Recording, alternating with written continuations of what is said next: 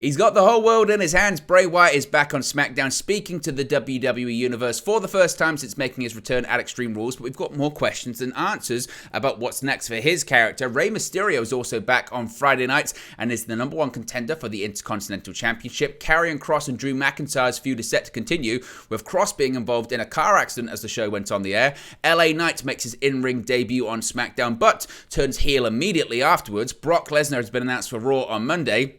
Hamas is also back on SmackDown and confronting Braun Strowman as a feud between the pair looks to emerge in the future. Gabe Sapolsky, what's his role in WWE now that he is back? Cameron Grimes is scheduled for Raw on Monday. Liv Morgan continues to tease a change in her character. Selena Vega, why was she paired with Legado del Fantasma? And Roxanne Perez makes her main roster debut.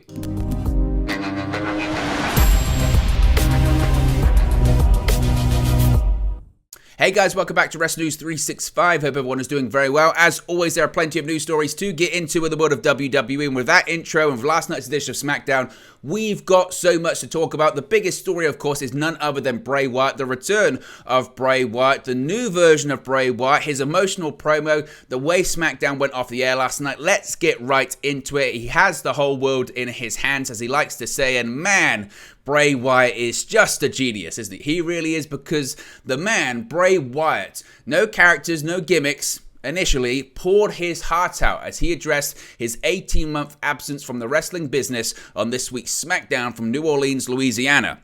Now, Wyatt walked through the same shining door as he did at Extreme Rules with a lantern in his hand and brand new theme music, it must be said, once again sung by Code Orange. Now, it was funny, actually, the theme music, because some people really didn't like it and some people really did like it. I thought it was great and I thought it was perfectly in keeping with the promo that he cut. It's a little bit dark at times. It's a little bit dark, but it's also a feeling of being reborn, of reincarnation and peacefulness. I think it suited the new character perfectly. However, this time when he made his appearance, unlike at Extreme Rules, he wasn't wearing a mask and was simply dressed in a t-shirt and jeans. Wyatt would then blow out the lamp before greeting some fans in the ringside area.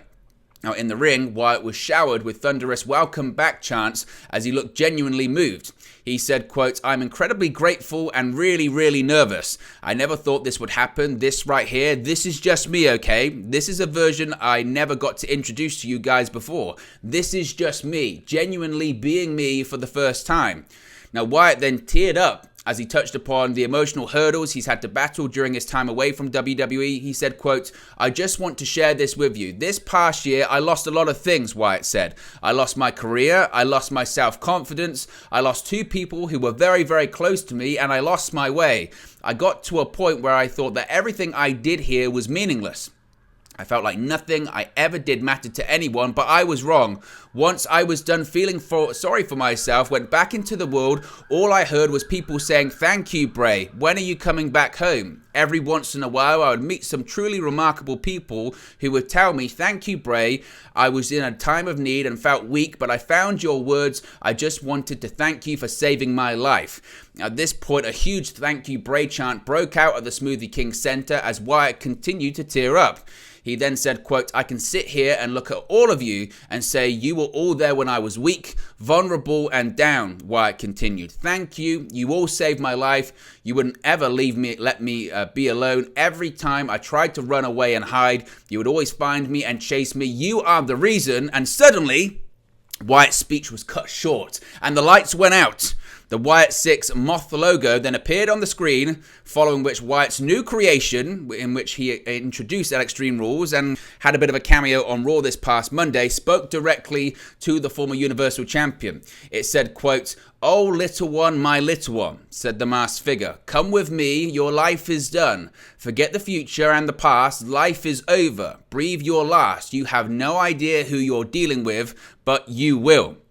The show went off the air following the mysterious video. Fans on social media believe the masked figure could be the brains behind the Wyatt6 stable, which is rumored to include the likes of Bo Dallas, Joe Gacy, Alexa Bliss, Grayson Waller, and others. While there's a lot of speculation regarding Wyatt's new character and whether he'll actually be part of the stable, we could get more answers during next week's edition of SmackDown from Toledo, Ohio. And again, it must be said, I thought it was genius. I really did. I thought it was genius. And it must be said also, before we get actually full opinions on it, did you spot the Bray Wyatt Easter egg during the show? Now, I don't mean the one prior to the Hit Row match. There was a match that was Hit Row versus, I think it was just a tag team, but Legado del Fantasma, it was Legado del Fantasma, easy for me to say, had their debut and it was against Hit Row. And as Hit Row were making their entrance, a Bray Wyatt symbol cut up and sort of interrupted the feed. Michael Cole actually acknowledged it and said, oh, it's Bray Wyatt's back. I guess the games have begun. That's not the Easter egg I'm talking about. I'm talking about this one. Now, there was a segment during the show in which Liv Morgan was backstage. She was brawling with Sonya Deville, and you could say, Owen, why are you bringing that up? Now, of course, Liv Morgan has been linked. She has been linked with this Wyatt6 factional stable, but can you spot something in the right-hand side of that picture? It's difficult to make out at first, but there appears to be someone in that shot staring at something, and upon further inspection, you can see it there. We've circled it and zoomed in a little bit. It appears to be a hooded figure staring at what appears to be, from here anyway, the Wyatt6 moth logo that has been seen on Bray Wyatt's Twitter account, that has been seen at Extreme Rules, that has been seen during the broadcast of SmackDown last night. Now, could this just be an instance of WWE once again trying to, I don't know, convince us that something's there or trying to imply that something's there? I don't know. I really don't know, and I don't have the answer to that. It could just be a case of misdirection. We have seen WWE try misdirecting us when it comes to Bray Wyatt recently, but certainly it's curious that this hooded figure would be staring in the background at that logo, implying that maybe Liv Morgan has something to do with it, or, again, it's just a mysterious hooded figure. We don't know. We don't know if that's Wyatt himself. We don't know and have those answers. Is it Abby the Witch? Is it whoever? We don't know, and it wouldn't be the first time that WWE has hidden things in the background of shots when it comes to Bray Wyatt.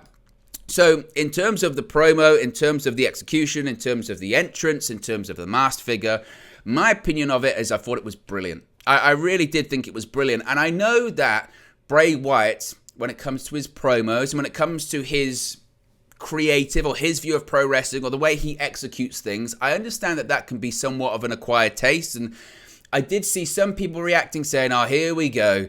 Just more Bray Wyatt, supernatural hoodoo. Here we go. I can't get into it. I don't have time for it. But when you take a step back, I think it's real genius storytelling. Truly, I do. From the entrance music to the promo to planting the seeds.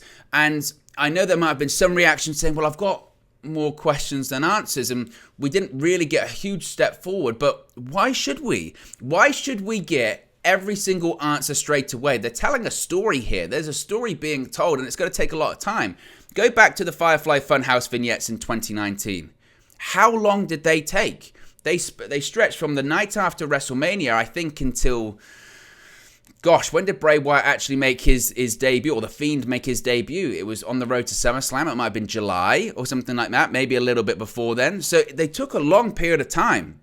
And you're not going to get all the answers straight away. It's going to be a drip-feed process in the same way that the White Rabbit teasers were a drip-feed process. And again, I thought the execution of last night was excellent because, as he mentions in his promo, it's a completely different side of him. We've never seen Bray Wyatt the person or Wyndham Rotunda the person. Really? You can take away Husky Harris. He doesn't exist. He's not a person. But we've never seen this version of Bray Wyatt. We've never seen a guy there in a t-shirt and jeans. When have we seen Bray Wyatt dressed like that? We never have this character. He's always been the Eater of Worlds or the leader of the Wyatt family or Firefly Funhouse or whoever. He's always been playing a character. And this was the closest version to Wyndham that we've ever seen. And the story, the way that I interpreted it, is that it's a guy who's gone through all of these troubles in his life. As he mentioned, he lost his career. He's lost people close to him.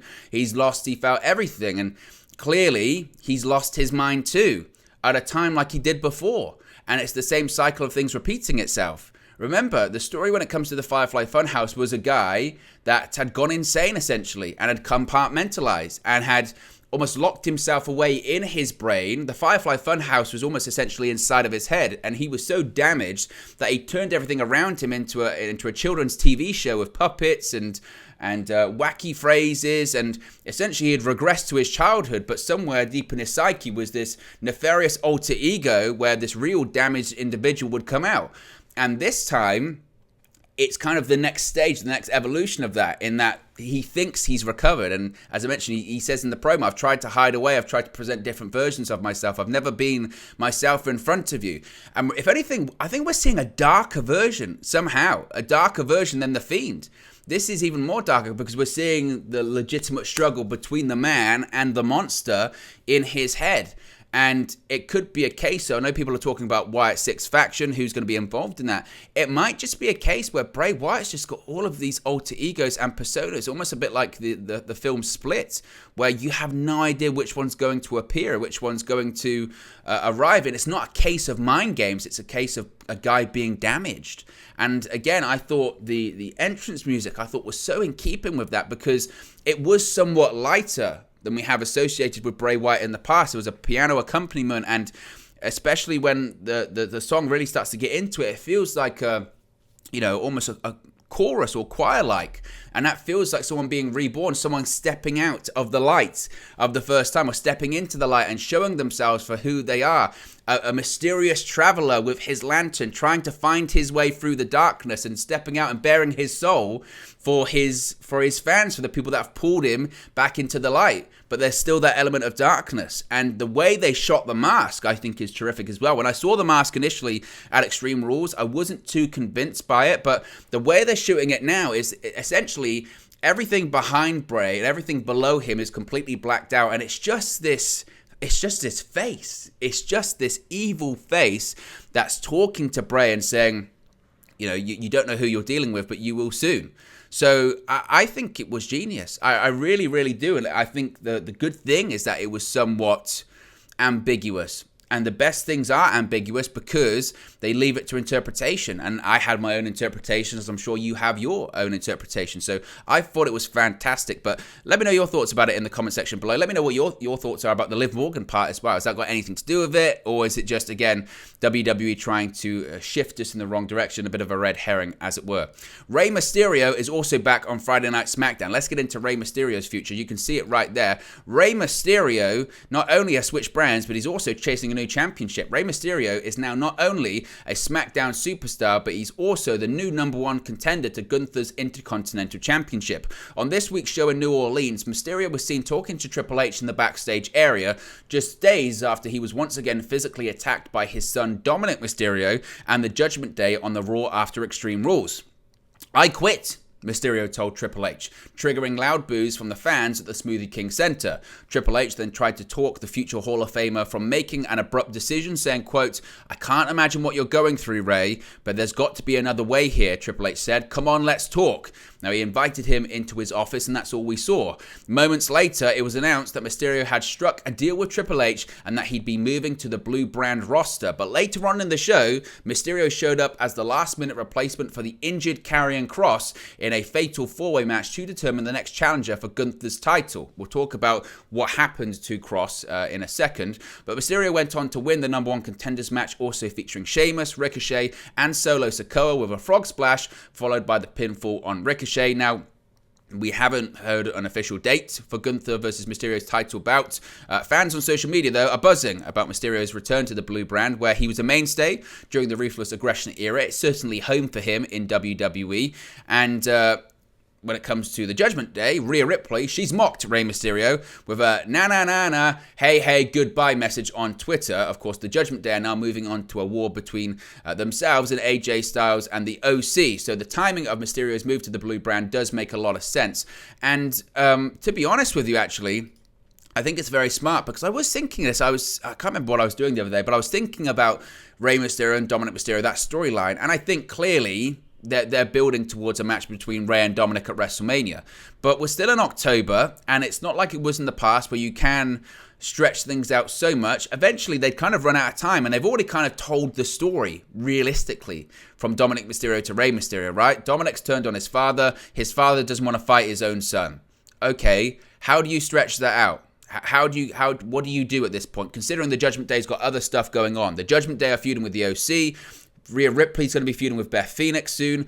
Obviously, Edge is still involved in that conversation. We're probably going to get a mixed tag team match at some point. So where does Rey Mysterio fit into all of that if he doesn't want to fight his own son? Well, what he can do is he can go to SmackDown and he can do his thing there for a little bit, and then on the road to WrestleMania, either at the Royal Rumble or they plant the seeds at day one or wherever it may be, you then see Rey Mysterio and Dominic Mysterio face off once again, and it builds to a match at WrestleMania where finally it's a case of Rey Mysterio teaching his son a lesson in respect. Now, you could really raise the stakes, make it, I don't know, something a case of if Rey Mysterio loses, he must unmask, or if Rey Mysterio loses, he must retire. I don't know what they're building towards, but it feels like clearly they're building towards a WrestleMania match, and this is the smart move. It's the smart move of having Rey Mysterio get some distance from the Judgment Day, get some distance from his son, whilst his son can still stay on Raw. I mean, Dominic Mysterio's got so much heat at the moment. Proper Vicky Guerrero kind of heat where he just gets booed every time he utters a word.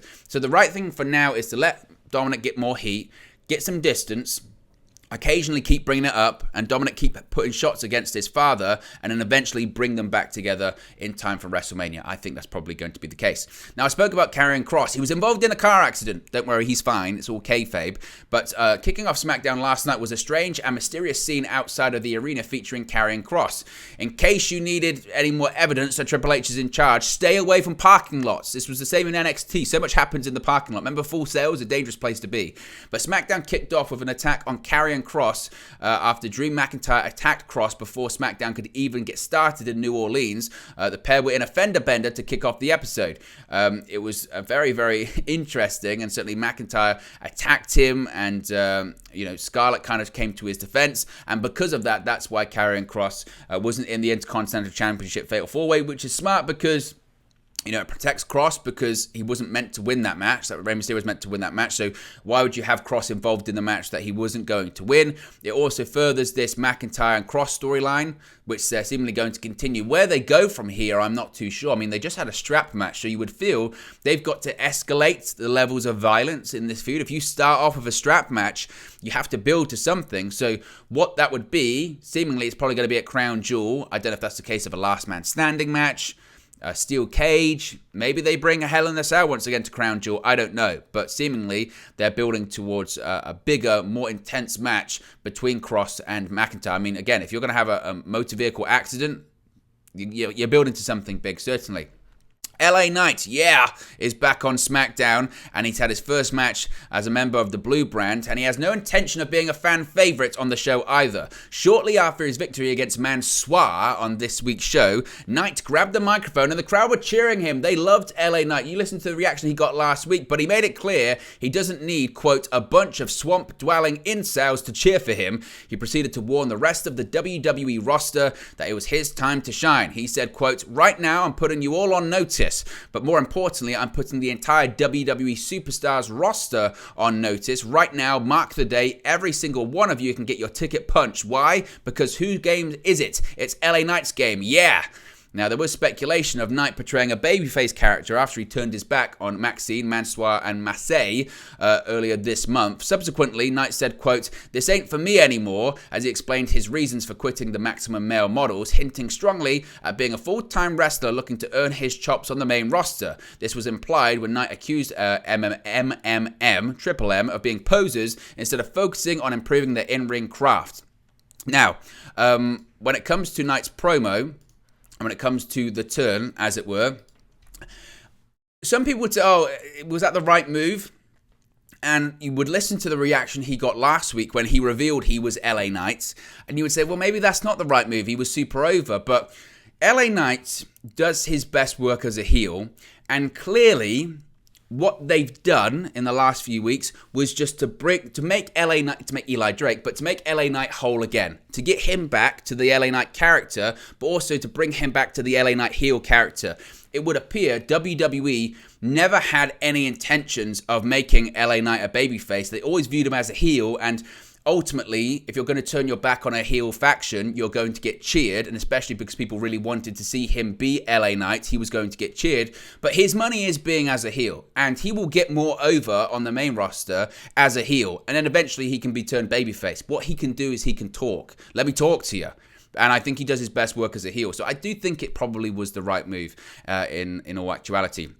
We have the next appearance of Brock Lesnar. Brock Lesnar has been announced to make his appearance on this upcoming week's Raw in Oklahoma City. It was confirmed on SmackDown last night that the Beast will be appearing on the Red Brand show a week after he laid out Lashley with 2 F5s, a German suplex, and a Kimura lock, costing the Almighty the United States Championship. This would appear to be building towards a Lashley versus Lesnar 2 match taking place at Crown Jewel on November 5. Of course, they last clashed at the Royal Rumble. A match that ended with Paul Heyman double-crushing Lesnar, costing him the WWE Championship, with Lashley getting the victory. Of course, the very next month, Lesnar got the championship back at Elimination Chamber, but Lashley was not in the match. He was pulled from it due to injury, so they're going to have that second match, and that means that's what they're building towards. So Lesnar's going to be on Raw, but it's not the only thing announced for Raw on Monday. Seth freaking Rollins' first title defense of his newly won United States Championship will be against none other than his long-term rival, Matt Riddle. Of course, Riddle defeated